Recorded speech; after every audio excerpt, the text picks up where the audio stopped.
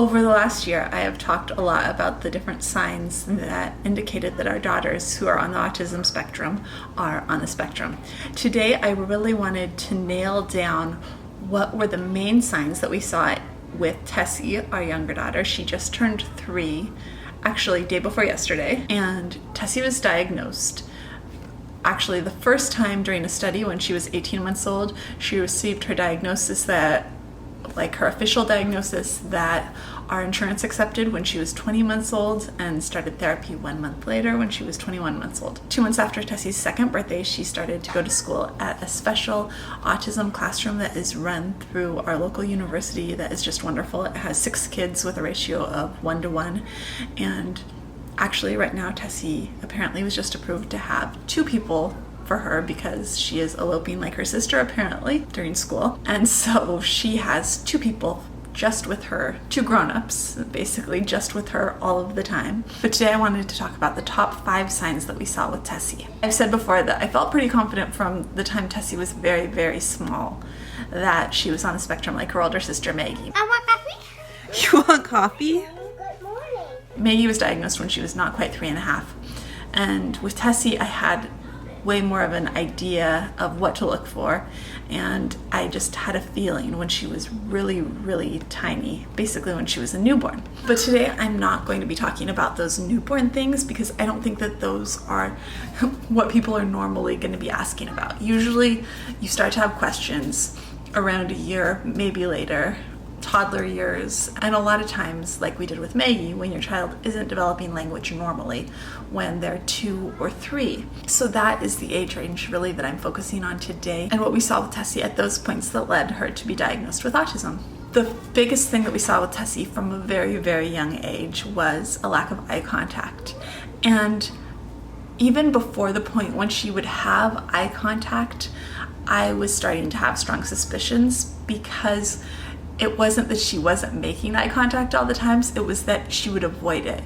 It was that when I was trying to nurse her when she was 2 weeks old, so maybe a 2-week-old isn't expected to make eye contact, but I would be holding her and nursing her and looking down at her, and she would be averting her eyes and looking every other direction than at me.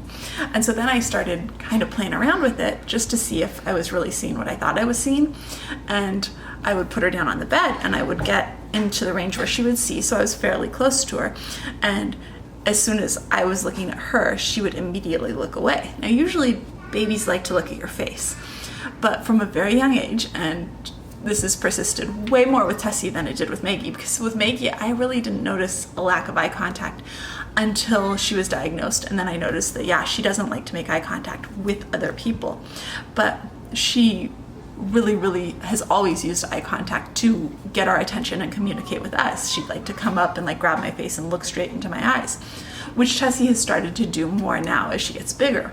But Tessie, from the time she was super tiny, has avoided eye contact. That has definitely persisted, and much more than her older sister, Tessie definitely does not like making eye contact. That is definitely going to be number 1 on my list. With all of these signs, you may or may not see them with a child who is on the spectrum. Every kid is different. Every person on the spectrum is different. And so there are people that have no problem making eye contact, but a lack of eye contact does tend to be one of the more common signs that you see out there, and we definitely saw it with Tessie. The next one was that she did not respond to her name. I can say Tessie, Tessie, Tessie, Tessie all day long, and that child will not turn her head. It can be a little frustrating at times, just because it can be really hard to get her attention, and you don't realize how much joint attention, which is trying to show someone something, is a thing until you really don't have it. I could say Tessie all day long, I can tap her little arm, I can do whatever I want, and she's probably not gonna look 9 out of 10 times. Now, after being in school for a year, she probably looks 1 in 10 times. Actually, at her school, they have stopped using her name because apparently she's made a lot of progress on doing really complicated things, but not a lot of progress on responding to when she hears her name, and so they were just not going to use her name until later on. And now that they're not using her name, she is responding to it more, and every once in a while I will say Tessie and she will look, and it's wonderful. But I know that that's probably not looking for her name isn't enough for everything. When I say Maggie's name, Maggie pretty much always looks, because Maggie knows that when I say her name, I have something interesting that I want to show her or give her or say to her. Or at least with Maggie, she knows that there's a good chance, like maybe it's going to be something that is not a preferred activity that we have to do, but she knows that a lot of the time when I call her name, it is something fun, and so she does look forward to me calling her name and having time with me, and so when I say her name, she looks. So I think that in the future, probably Tessie will come to associate hearing her name with being a reason to look.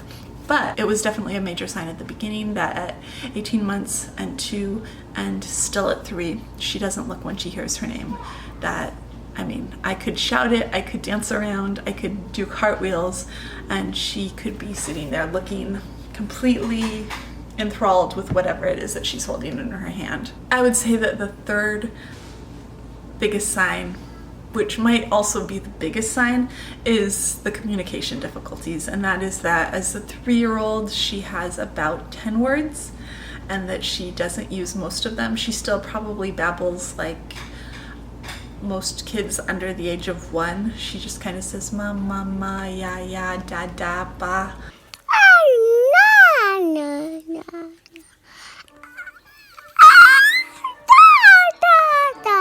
Mama. And sometimes she puts different sounds together, different like consonant vowel sounds together, but she definitely is not where a typical child would be at 3 years old. And she does communicate in nonverbal ways very well. I mean, she's constantly taking my hand and leading me over to what she wants. She can use her PEX board. She has ways to communicate and to tell us what she wants. But verbally, it's really clear that she isn't a typical 3-year-old girl. And so not for all kids who are on the spectrum, but for both of our girls, their communication skills were a huge sign that something wasn't quite typical in their development, that lack of words. Next up with Tessie is one of my favorite things, her stims. She loves to twirl.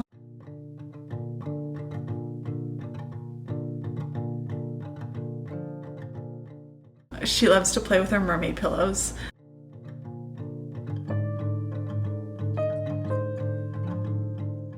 And she loves to sit at the table and shake her head and shake her head and shake her head. Or when she's in her car seat, she loves to shake her head. Those are all self-stimulatory behaviors that she does when she needs some extra stimulation. The spinning started when she was so little. She loved to watch things spinning. Once, when she couldn't even walk yet, we were at a park and there was a windmill. And she saw the windmill, and I had taken her out of her stroller just to put her down so she could play on the grass. And she started crawling back down the path. And so I wanted to see where she was going. And she crawled all the way back to the windmill, which was a considerable distance away at that point. And we all kind of followed her.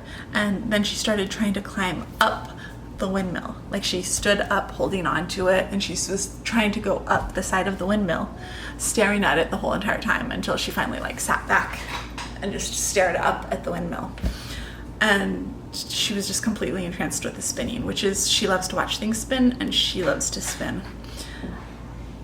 Which again was different than her sister. Maggie was not into spinning, but Tessie definitely loves to watch things spin. She loves to point at the ground and spin around. She loves to spin. So stims are number 4 on my list of signs. And last on my list as a sign that we knew Tessie was not quite neurotypical was the way that she plays with toys.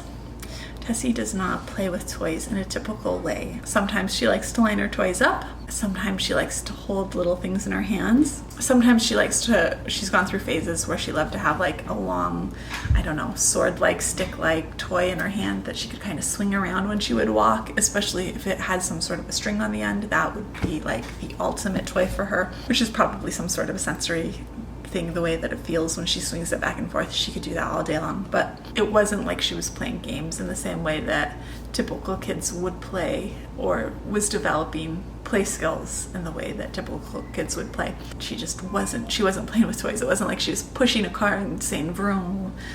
She would just hold the car and spin its wheels instead of taking her ponies and playing with her ponies and pretending that they're horses in a little herd and saying neigh.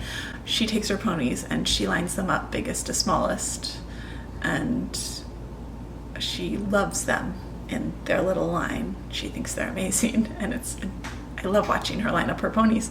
The other thing that she loves to do is she loves to just get pieces of different toys and fit them together. She loves to find toys that are the same size. She loves to find two toys that are square and put them together, match the shapes together, and figure out if she can fit one toy into another toy if one toy is hollow. It's just not quite the way that someone would normally play, and she completely and utterly enjoys it, but it was definitely a sign that her brain just wasn't processing the world or looking at the world the way that a neurotypical child usually does. She definitely sees the world her own way. And those were the first 5 clues that we got that she was going to be on the spectrum. And if I got a chance to throw in a bonus clue, this was from when she was a newborn, which I said I wasn't going to do, but I am going to do because for us it was a really big one. She really didn't like to be touched. From the day she was born, she didn't like to be held or touched. And now she really, really does. She's always climbing all over me on her terms, but she didn't want to be held when she was little. She didn't want to be touched. And she was probably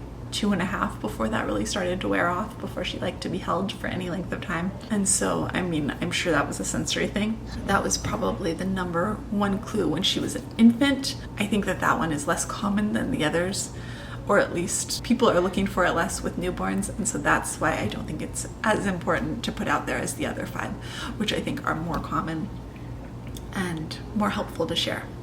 Anyways, that is it for today. If you like this video, I'd love it if you'd give it a thumbs up. And if you're interested in all things autism, I would love it if you'd hit subscribe. And I'll see you tomorrow. Bye.